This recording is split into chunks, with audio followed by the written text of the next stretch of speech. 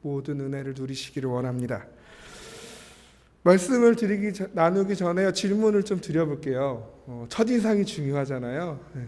여러분이 보시기에 제가 뚱뚱합니까? 아니면 뚱뚱합니까? 네. 대답을 좀 해주셨으면 좋겠어요. 뚱뚱합니까? 뚱뚱합니까? 제가 날씬하지 않는다는 사실은 저도 알고 있으니까요. 네, 상처받지 않습니다. 네. 통통합니까? 감사합니다. 같은 사람을 보고도요, 각자 느끼는 바가 달라요. 어떤 사람들은 저를 보고 뚱뚱하다고 느끼고, 어떤 사람은 뚱뚱하네 라고 느끼고, 어떤 사람은 그래도 키가 있으니까, 위로가 제일 많이 되는 반응이긴 한데요. 같은 사람을 보고도 다른 눈으로 바라본다라는 것입니다. 오늘 이와 같은 일들이 오늘 본문 속에 그대로 담겨 있습니다. 오늘 같은 상황 속에서 다르게 보는 두 가지의 눈을 우리가 발견할 수 있다라는 것입니다. 그렇다면 오늘 과연 이 본문에서 어떤 상황에 있는지 우리가 먼저 이해하는 것이 필요한데요. 오늘 본문에 나오면 엘리사가 등장합니다. 엘리사가 오늘 본문에 보면 매우 커다란 위기에 처해 있음을 알 수 있습니다. 아람 왕이 군대를 일으켜서 엘리야를 잡기 위하여 엘리사가 거주하고 있는 도단이라는 성을 포위하였습니다. 단 한 사람을 잡기 위해서 아람이라는 그 나라에 수많은 군대가 움직인 것입니다. 그야말로 사면초가고요, 풍전등화의 상황이 아닐 수가 없습니다. 그래서 우리가 이 말씀을 받을 때에 좀 상상력을 동원해 보셨으면 좋겠습니다. 좀 우리가 상상력을 동원하기 위해서 잠시 눈을 좀 감아 보셨으면 좋겠고요. 졸지는 마시고, 졸릴 시간이긴 한데 한번 상상해 보세요. 내가 지금 엘리사가 된 겁니다. 지금 이 교회의 이 예배당이, 이 성전이 도단입니다. 그리고 저 문을 열어보니까 나를 죽이기 위해서, 나를 잡기 위해서 한 나라의 군대가 나를 에워싸고 있습니다. 과연 그때 여러분의 심정은 어떠한 심정이시겠습니까? 눈을 떠보시고요. 현실적으로 좀 더 생각을 하게 되면요, 한번 생각해 보셨으면 좋겠어요. 우리 가정의 경제적인 수입이 끊겨 갑니다. 자녀들은 잘못된 길로만 계속 나아가고 있고요. 그 누구도 나를 위로해 주는 이가 없습니다. 오히려 다 나를 보고 손가락질하고 비난하고 공격하고 있습니다. 그 누구도 기댈 곳도 없고 그 어디서 내 마음을 쉴 곳조차 없습니다. 과연 그때의 우리의 마음은 어떠한 생각으로 가득 차 있을까요? 오늘 엘리사는 그러한 위험에 처해 있는 것입니다. 당장에 나의 목숨이 날아가 버릴 수 있는, 나의 삶이 끝나버릴 수 있는 그러한 위기에 처해 있는 것이 지금 엘리사가 처한 상황입니다. 그리고 이 상황 가운데에 두 가지의 반응을 우리가 볼 수 있습니다.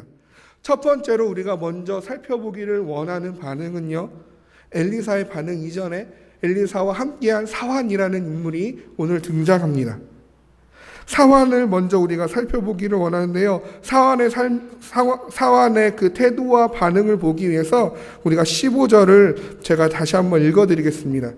하나님의 사람의 사환이 일찍이 일어나서 나가보니 군사와 말과 병거가 성읍을 에워쌌는지라. 그의 사환이 엘리사에게 말하되, 내 주여, 우리가 어찌하리이까? 내 주여, 우리가 어찌하리이까? 사환이 여느 때와 똑같이 아침에 일찍이 일어납니다. 그리고 나서 성 밖을 둘러봅니다. 근데 오늘은 특별해요. 밖을 보니 아람 왕의 군대가 우리를 둘러싸고 있다는 것입니다. 도저히 막을 방법이 떠오르지 않는다라는 것입니다. 이 위기의 상황에서 사환이 외치는 절규는 무엇입니까? 내 주여, 우리가 어찌하리이까? 깊은 탄식입니다. 이제는 죽게 되었구나. 이 상황에서 내가 할 수 있는 것은 아무것도 없구나.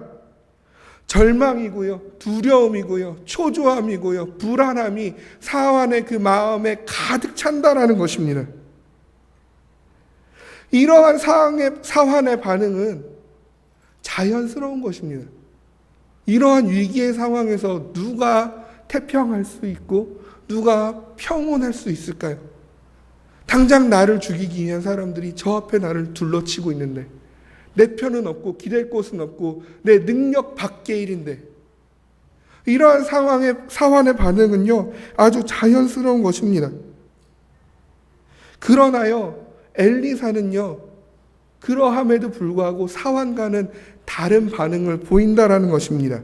16절에 엘리사의 말을 우리가 들어보기를 원하는데요, 16절에 보시면요 엘리사가 내 주여 우리가 어찌하리까 탄식하는 그 사환에게 이야기합니다. 뭐라고요? 두려워하지 말라. 두려워하지 말라. 두려워하지 말라라는 그 엘리사의 말 속에는요 사환이 느꼈던 어떠한 절망도 두려움도 초조함도 찾아볼 수 없다라는 것입니다. 오히려 위로하죠. 두려워하지 말라. 담대하게 외칩니다. 그리고 나서는 좀 이해하기 힘든 말을 합니다. 무슨 말을 하냐면요, 우리와 함께한 자가 그들과 함께한 자보다 많으니라. 정말로 이 엘리사의 말이 사실이었다면요 사환이 두려워하였을까요? 아람 왕의 저 군대가 둘러진치고 있는데 정말로 엘리사와 함께한 자가 저들과 함께한 자보다 더 많았다면 사환이 과연 내 주여 어찌하리까 라고 탄식하였을까요? 아니라고요. 왜요? 우리 편이 훨씬 많은데요.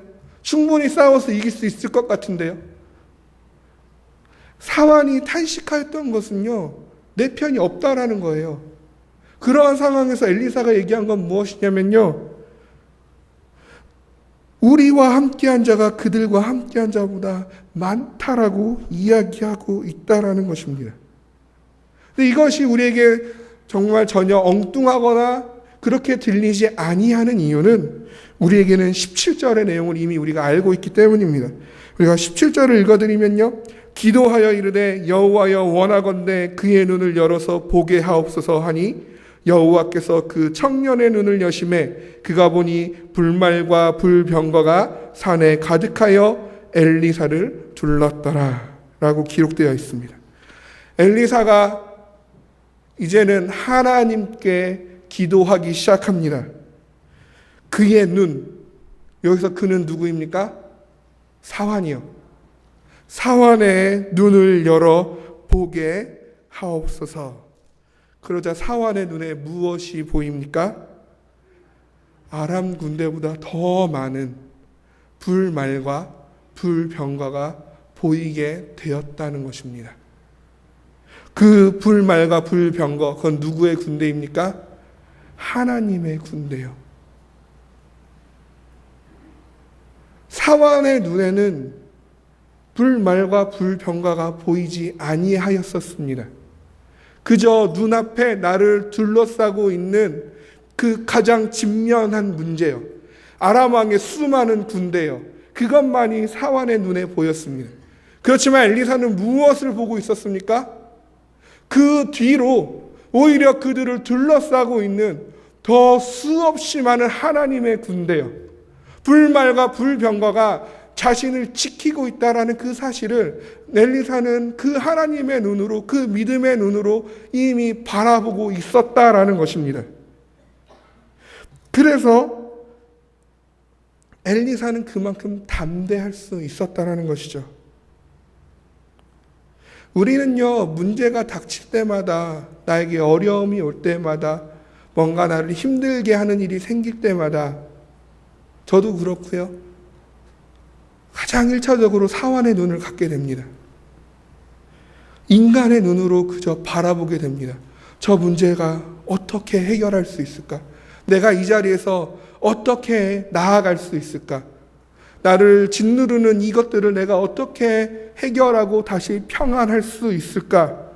그래서 겁을 먹고요, 두려움을 가지고요, 절망감에 수없이 많이 부딪힌다라는 것입니다. 나에 비해 그 문제가 너무나도 크고 힘들기 때문에요. 내 힘으로는 도저히 감당할 수조차 없을 거라고 여겨지기 때문에 내 마음엔 절망과 두려움이 가득 차게 됩니다. 어떠한 해결책도 떠오르지 않고요. 누구에게 부탁해야 하나? 그것조차도 보이지 않을 때가 많이 있다는 것입니다. 그러나 우리가 하나님의 눈을 가지게 되면, 그 믿음의 눈을 가지게 되면 어떻게 된다고요? 그 문제는 아무것도 아닌 것이 되는 줄로 믿으시기를 원합니다. 왜 그렇습니까? 우리가 믿는 하나님은요, 전지전능하시기 때문입니다. 우리가 믿는 하나님은요, 무한하신, 한계가 없으신, 끝이 없으신 그 하나님이기 때문에 그러한 줄로 믿습니다. 땅에서 본 건물이 아무리 높을지라도요, 어떻습니까? 비행기를 타고 내려다보면 어떻게 보일까요? 작게 보인다고요. 제 키가 이렇게 크더라도 옥상 위에서, 제가 유치부 설교를 했는데요, 별명이 벌써 하나 생겼습니다. 유치부 아이들에게. 뭘까요? 거인이다. 유치부 아이들 눈에 저는 거인처럼 보였을 거예요. 제가 아무리 그 아이들의 눈에 거인처럼 보인다 할지라도요, 그 유치부 아이들이 건물 옥상에서 저를 내려다보면 전 어떻게 보일까요? 작게 보인다고요. 작게 보인다고요.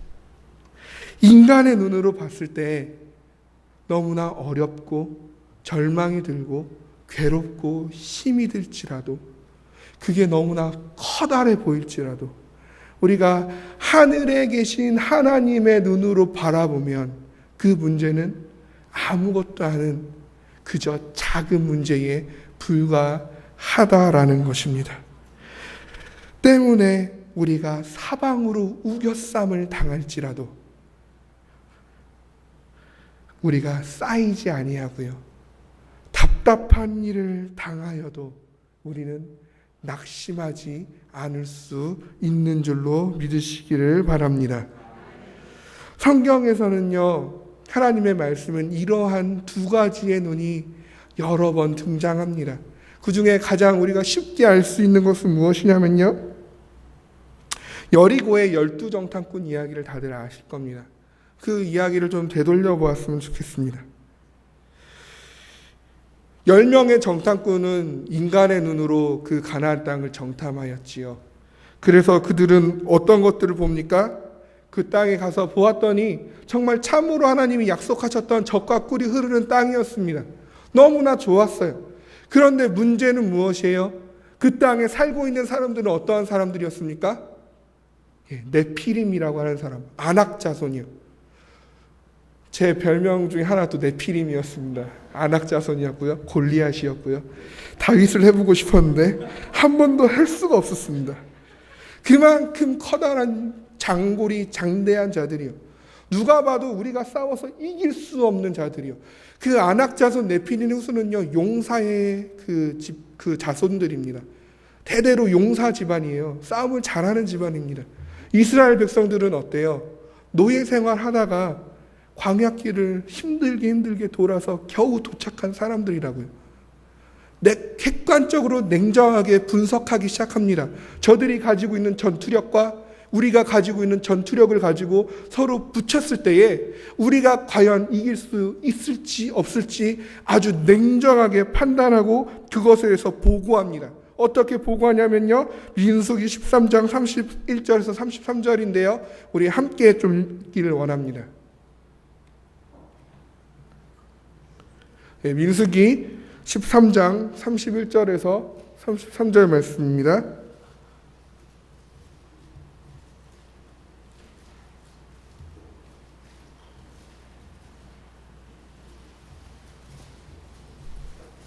그래서 PPT를 미리 준비하지 못해서 죄송합니다. 예, 민수기 13장 31절에서 33절입니다.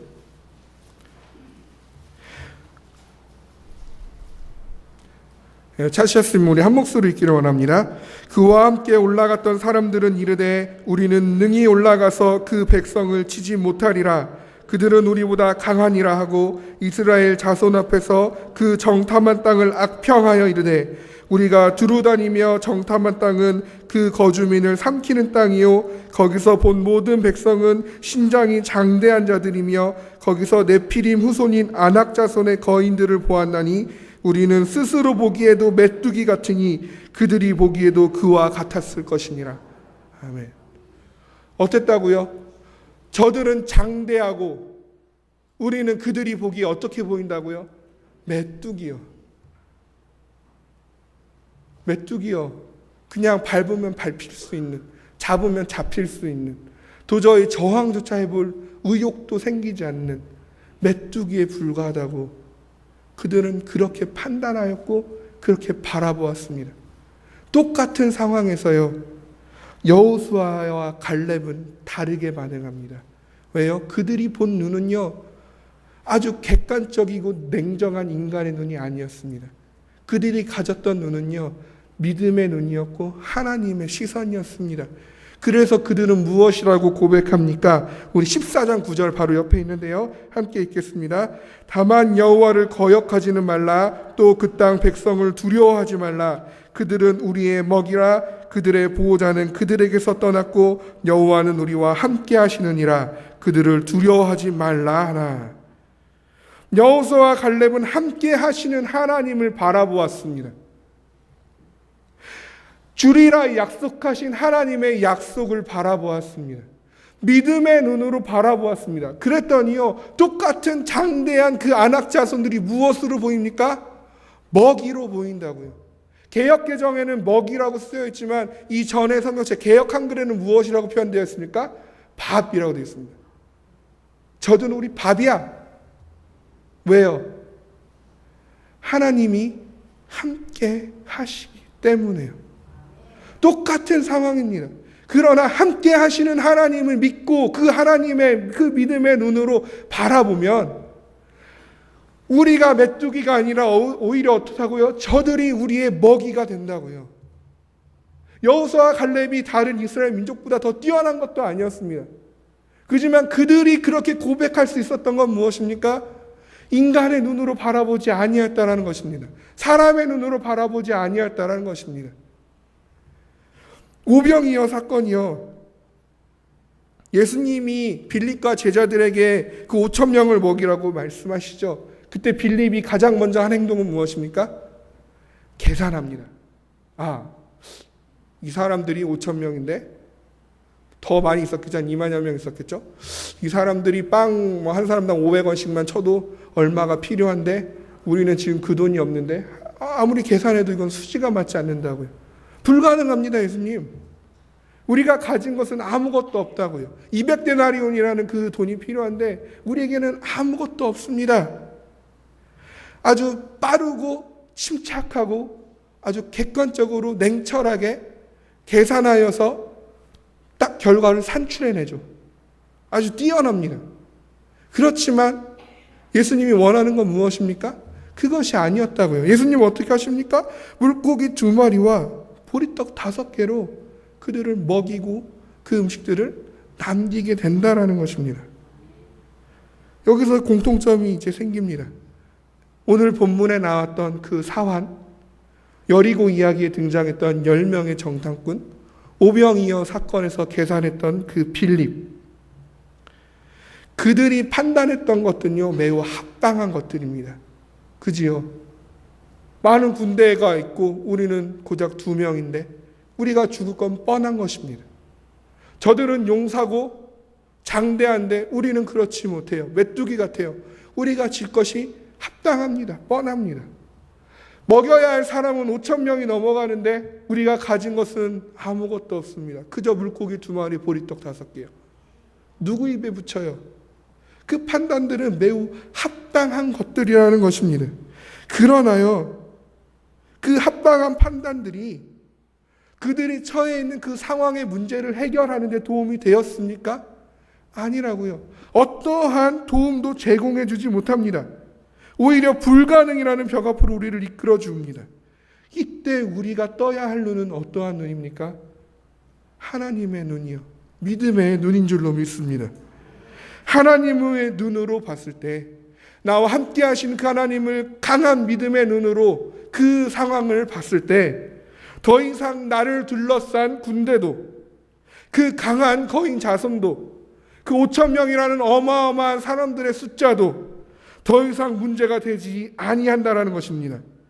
여기에 계신 모든 성도님들이 그와 같은 눈을 뜨고 그와 같은 눈으로 여러분들의 상황을 보시는 그런 하나님의 백성들이 되시기를 원합니다. 그리고 우리가 한 가지 더 해야 할 일이 있습니다. 그저 나만 믿음의 눈으로 바라보는 것으로 멈추어서는 안 된다는 것입니다. 엘리사가 그리하였죠. 두려워하지 마. 다 잘 될 거야. 그러고 사환을 넘기지 아니하였다라는 것입니다. 엘리사는 무엇하였습니까? 사환을 위하여 기도하기 시작합니다. 그랬을 때 어떻게 되었어요? 사환이 하나님의 군대를 바라보는 그 눈을 뜨게 되었다라는 것입니다. 우리 이 아현교회 안에도 영아부부터 유치부, 초등부, 중고등부, 청년부 이르기까지 우리의 자녀의 세대들이 있습니다. 따라서 그 나이 때에 고민하는 것들이 있겠죠. 여기 계신 분들은 다 그 시기를 다 경험해 오셨잖아요. 그래서 그들이 무엇을 고민하는지 누구보다도 다 잘 아실 줄로 믿습니다. 그런데도 불구하고 자녀들과 어떻게 소통하기가 쉬우세요? 사춘기의 자녀들, 중고등부의 손자, 손녀들, 나의 아들, 딸들과 이야기가 쉽지 않다라는 것입니다. 왜요? 우리는 이미 그 문제가 그렇게 크지 않다라는 것을 알고 있습니다. 그렇지만 그들의 눈으로 봤을 때 그 문제는 너무나도 커다란 문제예요. 외모에 신경을 쓸 그 나이에 내가 오늘 무슨 옷을 입어야 할까? 빨강색이 좋을까? 노란색이 좋을까? 이것은 그들에게 너무나 심각한 문제입니다. 어떠한 이성을 만나야 할까? 내가 어디에 취업해야 할까? 내가 어느 대학을 가야 할까? 누구를 나의 배우자로 만나야 할까? 내 인생을 어떻게 선택하고 어떻게 걸어가야 할까? 그 많은 그 문제들 속에서 그들에게 그 문제는 너무나도 힘겹고 너무나도 어렵게 만드는 그러한 문제라는 것입니다. 그때에 우리의 역할은 무엇입니까? 쉽게 우리들이 그들에게 다가가는 방법은 무엇입니까? 나의 경험을 이야기해 주는 겁니다. 나 때는 이렇게 했어. 그러니까 이렇게 해봐. 나의 경험이요. 내가 가지고 있는 지식이요. 그것을 가지고 그들에게 다가간다라고요. 그렇지만 오늘 엘리사의 방법은 무엇입니까? 사환을 위하여 기도하는 것입니다. 하나님, 그의 눈을 열어 보게 하옵소서. 우리가 자녀들을 위해서 해야 할 것은 무엇입니까? 하나님, 우리의 자녀들의 눈을 열어 하나님을 바라보게 하여 주시옵소서. 하나님, 저들이 세상의 가치관대로 판단하고 바라보고 나아가는 것이 아니라 때로는 그것이 되게 바보같이 여겨지고 손해보는 것처럼 여겨질지라도 하나님, 저들이 믿음의 눈을 열어 보게 하여 주옵소서. 그 기도가 우리에게 있어야 할 줄로 믿습니다.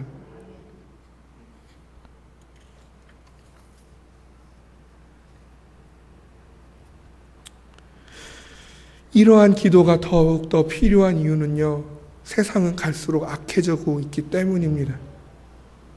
학교 폭력이 점점 심해지고 있지요. 자살률도 올라가고 있고요. 동성애가 허용돼 가고 있습니다. 교회 다닌다라는 것이 점점 놀림감이 되어가고 있는 시대에서 아이들은 자라고 있습니다. 그들이 배우는 과학의 이론, 이 세상의 그러한 기원은 무엇입니까? 진화론에 대해서 배우고 큰다고요. 물질이면 다 된다는 세상 속에서 자라갑니다. 경쟁에서 이겨야만 올라간다는 것에 대해서 그러한 세상 속에서, 그러한 사회 속에서 우리의 자녀들이 자라고 있다는 것입니다. 인간의 눈은 크게 뜨여지고 있다는 것입니다. 그 아이들에게 우리가 해줄 수 있는 것은 무엇입니까? 하나님, 그들의 눈을 열어 보게 하옵소서. 그 전에 우리가 해야 할 일은 무엇입니까? 하나님, 내가 먼저 인간의 눈이 아니라 하나님의 눈으로 바라보게 하옵소서. 그리고 하나님, 나뿐만 아니라 나의 가정이, 나의 이웃이, 나의 자녀가, 나의 일터가 하나님의 눈으로 바라보는 자들로 가득 차게 하여 주옵소서. 이와 같이 믿음으로 바라보시고 믿음으로 기도하시는 이 시대의 엘리사가 이 교회에 가득해지기를 축원합니다. 우리 같이 기도하기를 원합니다. 이 시간 우리 함께 기도할 때 두 가지로 기도했으면 좋겠습니다. 하나님,